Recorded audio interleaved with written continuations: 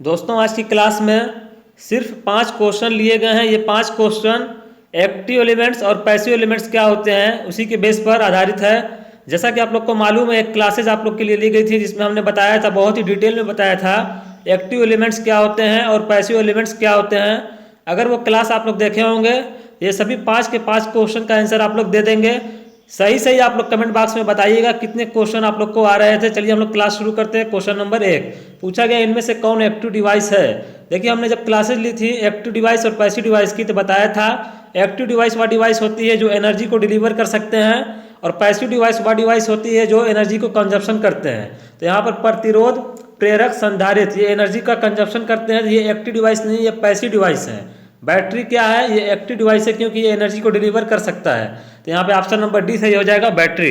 अगला क्वेश्चन देखिए, question number 2 इनमें से कौन द्विपक्षीय डिवाइस है। देखिए द्विपक्षीय डिवाइस को बोलते हैं हम लोग इंग्लिश में बाइलेटरल एलिमेंट्स, बाइलेटरल डिवाइस। इसका मतलब ये हुआ, जैसे मान लीजिए प्रतिरोध का अगर हम लोग एग्जांपल लेते हैं, इसमें अगर हम लोग इस डायरेक्शन से करंट को फ्लो कराएं तब भी फ्लो हो जाएगी और इस डायरेक्शन से अगर फ्लो कराएं तब भी हो जाएगी। मान लीजिए 10 ओम का प्रतिरोध है, इस पर वोल्टेज का मान है 10 वोल्ट, तो यहाँ से अगर जो करंट जाएगी तो I बराबर V बाई आर से निकालिएगा तब भी I बराबर आ जाएगा 1 एम्पियर। यहाँ से भी निकालिएगा I बराबर V बाई आर, तो 10/10 यहाँ पे आ जाएगा 1 एम्पियर। तो कहने का मतलब ये था, ऐसी प्रॉपर्टी जो एलिमेंट्स रखता है जो दोनों डायरेक्शन से काम करे, सेम वर्क करे, उसको हम लोग बाइलेटरल या द्विपक्षीय डिवाइस के नाम से जानते हैं। तो प्रेरक, प्रतिरोध और संधारित्र ये तीनों जो होते हैं ये बाइलेटरल होते हैं। यहाँ पे ऑप्शन नंबर डी सही हो जाएगा, उपरोक्त सभी।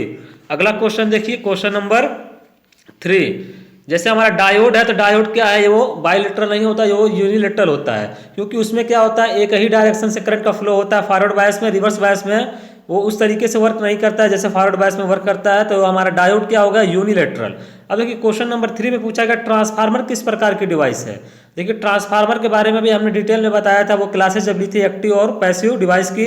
इस क्लास के एंड में उस क्लास को लगा दिया जाएगा, उस पर आप लोग क्लिक करके उस क्लास को देख लीजिएगा। जो लोग नहीं देखे होंगे, आप लोग का ये टॉपिक बिल्कुल क्लियर हो जाएगा कि एक्टिव डिवाइस होते क्या है, पैसिव डिवाइस होते क्या है, बाइलेटरल क्या होते हैं, यूनिलेटरल क्या होते हैं। इस तरीके के कॉन्सेप्ट क्लियर हो जाएंगे।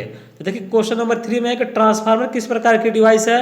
एक्टिव पैसिव, एक्टिव और पैसिव दोनों, इनमें से कोई नहीं। देखिए हमने क्या बताया, जो हमारा एक्टिव डिवाइस होते हैं एक तरीके से वो एम्पलीफाई कर सकते हैं, किसी सिग्नल को एम्पलीफाई करते हैं। अब बात करिए ट्रांसफार्मर की, ट्रांसफार्मर एक प्रकार का हमारा पैसिव डिवाइस है। ऑप्शन नंबर बी सही हो जाएगा। क्यों पैसिव डिवाइस है, हमने उस क्लास में डिटेल में बताया हुआ है, आप लोग जाकर देखिएगा। पैसिव डिवाइस इसलिए है कि ये पावर का ट्रांसफर करता है, सिर्फ क्या करता है, एक साइड से पावर को लेता है ट्रांसफार्मर, दूसरे साइड कन्वर्ट कर देता है, ट्रांसफर कर देता है। तो ट्रांसफार्मर एक तरीके का हमारा पैसिव डिवाइस है, एक्टिव डिवाइस नहीं है। बल्ब की बात कर लिया जाए, इलेक्ट्रिक बल्ब से भी क्वेश्चन आप लोग से पूछा जाता है कि इलेक्ट्रिक बल्ब जो होता है वो एक्टिव डिवाइस है या पैसिव डिवाइस है, तो वो भी पैसिव डिवाइस है।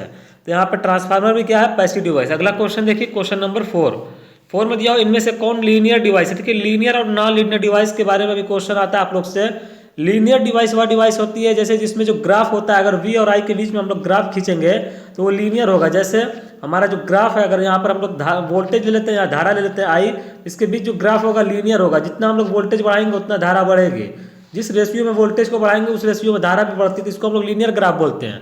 और अगर हम लोग ग्राफ खींच दें V और I में इस तरीके से, जो नॉन लीनियर हो, इस तरीके कुछ कैरेक्टरिस्टिक मिले, नॉन लीनियर कहलाएगा ये। क्योंकि जिस रेशियो में हमारा वोल्टेज बढ़ रहा है या घट रहा है उस रेशियो में हमारा धारा चेंज नहीं हो रही, तो इसको हम नॉन लीनियर कहते हैं। तो लीनियर डिवाइस वह डिवाइस होती है जिसमें ग्राफ लीनियर मिलता है। ओम्स का नियम आप लोग पढ़े होंगे, जिसमें प्रतिरोध के बारे में हम लोग पढ़ते हैं। तो प्रतिरोध हमारा एक तरीके का लीनियर डिवाइस है, क्योंकि ओम्स लॉ जो होता है लीनियरिटी को फॉलो करता है पूरी तरीके से। डायोड, प्रेरक, प्रतिरोध, देखिए ऑप्शन जो दिए गए हैं, डायोड, प्रेरक, प्रतिरोध, ए तथा बी दोनों, इनमें से कौन लीनियर डिवाइस है। तो देखिए लीनियर डिवाइस इसमें से कौन है, डायोड तो हमारा नॉन लीनियर में आता है। प्रेरक और प्रतिरोध, प्रेरक और प्रतिरोध, यहाँ पर सी कर लीजिए, सी तथा बी दोनों, क्योंकि ये दोनों जो ऑप्शन दिए हुए बी और सी में, ये दोनों जो है लीनियर है। ऑप्शन नंबर डी सही हो जाएगा।